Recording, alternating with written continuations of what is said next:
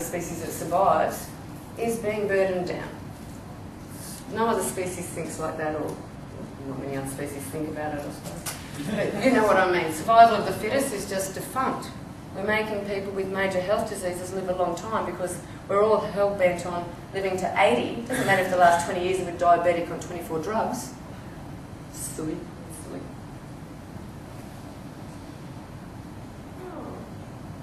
Oh, sometimes I push the black one. Just worked out what I was doing. Okay, modern day diet. Nutrient poor. And sorry, what was your name? What was your name? Robert is alluding to it perfectly. The food is not the same food as you get in Switzerland or in Austria, which has been made in a beautifully nurtured soil environment. The soil is raped and pillaged, and it has been for the last 20 years. Why magnesium is so low? Magnesium is generally in the soil. You can't say to people anymore you're going to get adequate magnesium just from the soil, because farmers haven't put it back, because someone said if you produce more, we'll give you more money. Thanks, government. So, nutrient poor, calorie rich foods. So they're eating high amount of calories and no good vitamins and minerals coming out of it. Excessive grog, no exercise, exposure to toxins, herbicides, pesticides are doing crazy stuff to our body. If you can imagine inside your gut, there's little receptor sites, so when a carrot comes up to receptor site, oh, retinol, body knows what to do with carrot. It's designed to do that, it recognises carrot. As I'll take that vitamin A, I'll go and use it for skin, I'll go and use it for this, hair, blah. When you get a chemical, 415, one of my pet hates, 415 is used in thickeners in yogurts, in ice creams, in lots of things. It's carrageenan, it's a natural algae. It is not natural in yogurt. And it changes chemically to act very much like MSG. 415 in the body, and don't know what that is. No chemical receptor site in the gut for 415. Bodies get inflamed. Ooh, we're being bombarded, we're being attacked. Sets up all your inflammatory markers, you make more fat. So part of getting and helping our people lose weight is to clean up their diet and stop asking their gut to process stuff that it doesn't recognise. It shouldn't be doing that. It should be sucking all the nutrients out of all the good food you're giving it, spreading it around the body, and wow, it makes a difference to people. Has anyone seen someone majorly convert their lifestyle and lose the weight and their energy changes? Have you guys seen that? Yeah, it's the biggest reward, I reckon. And part of, you can almost warm your hands off them there, and they're that into it, and that's what this is about.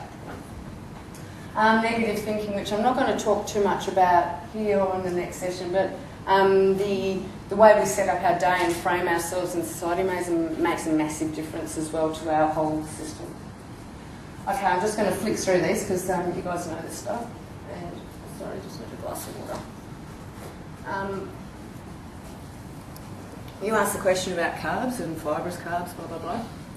I try and simplify it for my tribe. I say to them, guys, anything that grows out of the earth is going to be a carbohydrate. Beautiful. And they get that. I say to them then, every carbohydrate source is only a bit of fibre or cellulose, water, some vitamins and sugar. So I always call carbohydrate sugar. And when you take people through this stuff, they go, oh, vegetables. Yeah, it grew out of the ground, and most vegetables have a fibrous component, lots of water, some vitamins and minerals, and sugar. So all those things there give our body sugar. I love this, I just had to put this in here. This is when we thought sugar was really good. Mary got to school early for student council, and it's just so, 60s. It's just so sugar, get sugar into you. Sugar's got what it takes. I know. Sugar swings. Wonder why the generation above us really grapple with it when we say, sorry, that piece of pasta gets broken down to sugar. They look at you like you're talking a foreign language because they've grown up with this message. Post-war babies. Put it in context. It makes sense why they think sugar's good.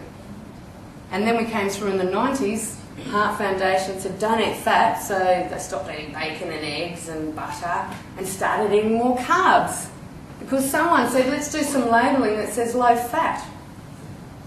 Therefore it's got to be good because the Heart Foundation said so. So they eat rows and rows of biscuits, which, as we know, isn't a good strategy at all.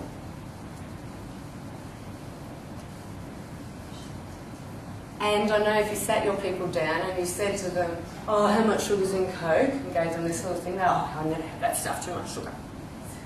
And in fact, if I separated everything, every food product, and said there's this much sugar in it, that much water, that much fibre, most people would start to make some really good decisions about what they ate. This one down here, I see a lot of young girls with weight issues and hormone issues. This is a true indictment of our beautiful society in the last 5 years. We've all got a little bit of spare cash. Despite everyone telling you hard times over, I'm still buying a latte. It didn't happen in the 80s and 90s, mainly because we didn't have coffees, houses everywhere, but that wasn't something that we budgeted on in those days. Just wouldn't have done it. It would have been quite opulent. Now everyone's having these drinks. School kids are having these drinks on the way to school. Look how much sugar's in there. There is also the generation, which is probably our generation, where we're told milk's really good for our bones. So you're always up against the fact that you don't need milk for calcium. And a lot of these young girls think they're getting a nice chunk of calcium. They're also getting a big whack of sugar. Look at the one on the top corner. Oh my God, I have a confession to make. When I lived in Sydney, I was a drug rep while I was there and nursing as well, I was hooked on them. I used to go through McDonald's, don't think any less of me. I'm reformed now, I promise. But I used to go through there and have a thick shake a day. I know, I was 150 kilos then, no I wasn't. But you can see how much sugar these people are shoving in one hit. Really cool slide, the last one. So that's a handful of pasta, it's a cup of sugar. 1 cup of sugar. Uh-huh. How much sugar is in that thick shake? That thick shake? I haven't added them up, but it's... Thank you, 28. Are you going to give up your daily habit of... Please tell me I'm not the only one in the world who does it. Yes? The cup of sugar in the pasta, is that the process inside of getting the pasta down to... Hybridised grains. Yes. And also the fact that it is just a high-glycemic index food. What about whole? Okay, so wholemeal's going to be slightly better because it's still got a bit of bran in it, which is non-digestible carbohydrate. But still, you look at the packaging, it's still going to be about 60-70% carb. Better. Brown rice is better. The whiter the product, the fiber's been ripped off it, the higher the glycemic index, the more sugar. Good question. I'll have to go over to Italy and find out. I don't think you get fat from Italian pasta. I'll just put it out there. I don't think you do. But you were saying before about the wheat. Yeah, I'm not a fan of wheat, and that's mainly because the wheat we use here is so laced in gluten. So if you get pasta from overseas, Possibly. I actually don't know enough to actually stand on a podium and say categorically yeah. But still, at the end of the day, it's sugar. No matter what country it's made in. If you just run for 2 hours, you can probably get around with it. I get my people, if they're real pasta addicts, to have half a cup, no more.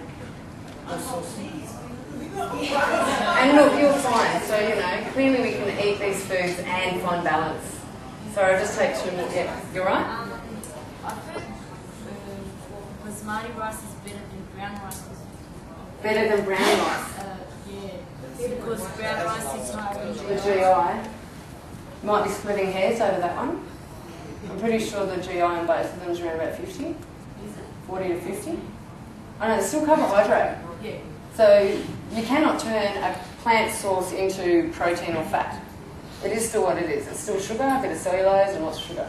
So what's the worst for you, sugar or high fat? Oh, I don't know. Guys, bring me back next year and I'll come up with an answer. I think high sugar. yeah. I really do. Causing more obesity now. Yeah, I reckon high sugar just because you get hooked on it. People don't get hooked on high fat. High fat's more by choice than just bad lifestyle and just, you know, ignorance. High sugar is addictive and it controls everything. Yeah. Gluten-free rice pasta. You need to jump on the webinar next Tuesday at 8 o'clock. Gluten-free, just because something's gluten-free doesn't mean it hasn't got carbs. and it's just another grain they've used in there. And often gluten-free will have about 6 other products, chemicals, to give it that glue texture. So they're not always better. But I'll cover that in the webinar, so please feel free to jump on, or you can jump on if you can't make that time and you can download a webinar and listen to it. It's free. Yeah, cornstarch. There's so many things they use and they're not much better. Alrighty, got about 5 minutes. Proteins. As I said before, try and get them to have a palm up to their first knuckle. And I tend to tell them that carbs are plants, proteins tend to be animals and anything that drops out of them. Maybe I should rephrase some of the things I say to my patients. I don't know, they give me such a wide berth of understanding. Fats. Yeah, most people aren't fat because they've overindulged on fats. There's certainly pizza lovers and cheese people, maybe. But people need to understand that you need a third of your diet and calorie intake each day to come from fat. Fat's not a dirty word, fat makes things taste good. Okay, eating excessively. And this is where we'll wrap up on, and a couple more slides. So when you ask people and you tease out their perceptions on what they eat, it's quite interesting to what they actually do eat, particularly if they're not focused on their food. Have I got... Oh, we're not going to get to that, what a shame. I haven't got... There's a study that showed that 91% of people, and yes you can have your slides if you want, coming too great with segues. 91% of people sit down and eat their meal in front of a TV. Now, does anyone know anything about the parasympathetic sympathetic nervous system?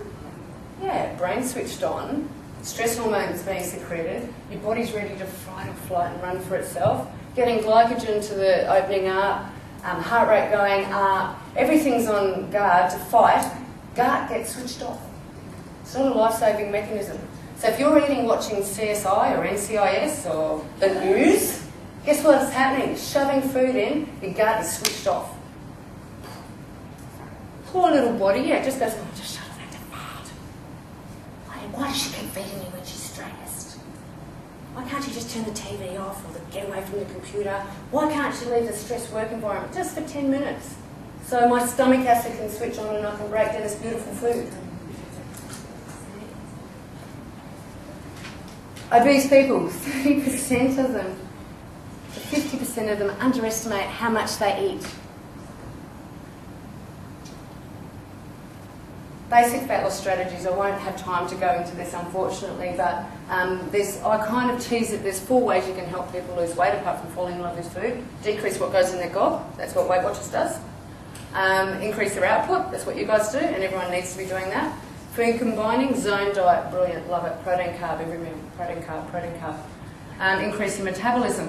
Digestion uses up about 15% of your calorie burning a day. If you ask it to digest more on your behalf by having 6 meals, guess what? Calorie burning goes up.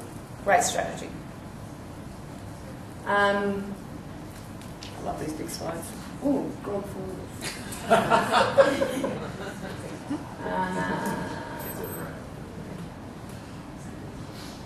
Quick question, which one's longer? Who says the upward one?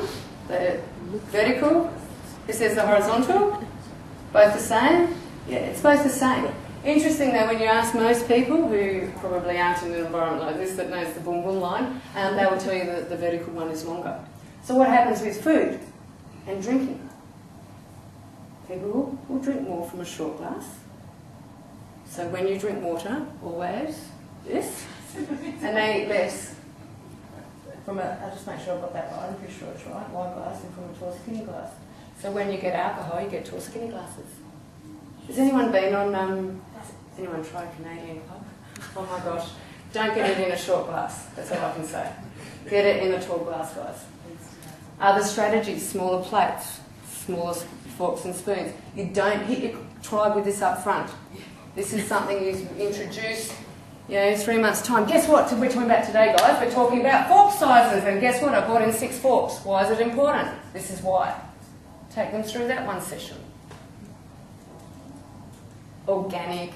Can I just have an extra minute on organic? I just love organic. Yeah, go for it. Thank you. Okay, organic eating. Here's the deal.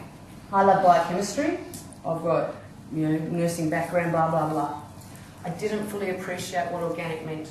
I really did think it was a bit of an unnecessary thing.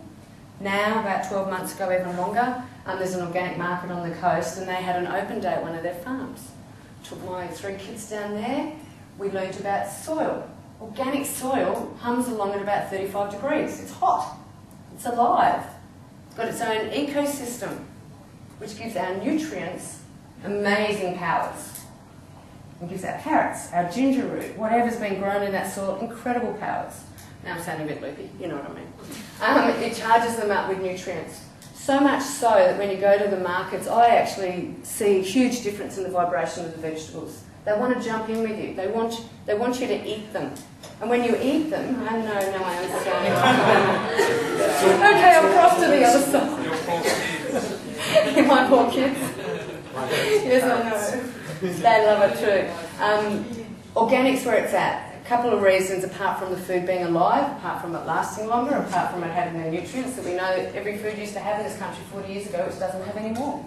You're kidding yourself. If you think an apple that was picked 12 months ago and kept in a freezer somewhere and brought out onto a cold shelf is the same as an organic apple, you're kidding yourself. Don't listen to Radio Tonight if they tell you they're the same. It's illogical, they're not the same. What was I going to say about organic? The pesticides and the chemicals that they use on modern day food is stuffing up our hormone system. You must encourage organic eating every opportunity. People will tell you it's dearer. It's probably the first thing they're going to say. No, it's not. When did you last go organic shopping? Organic shopping is, I believe, cheaper. The produce you get just surpasses anything you can buy at the supermarket for price value. Surpasses it. The second thing I know, the last thing I'll leave you with, the second thing with organic, I've just lost my train of thought. It'll come back to me. Next week, guys, I've got a free webinar on the gluten story. Just jump on through thehealthqueen.com.au. If you've never done a webinar, it's probably good because it's something you can start doing with your own tribes. Speakers on, you just listen to me talk about gluten. I flip up little things on the screen. I've got one on preventing breast cancer in a couple of weeks' time as well. You're welcome to get your tribes jumping onto these things as well. The more we educate them, the more we're doing what I think most of us signed up to do, and that's inspire health. So that's it from me. I hope you enjoyed it, and if you want to come back for a chat on female hormones after you've grabbed some high carbohydrate sandwiches, feel free to. Thank you very much.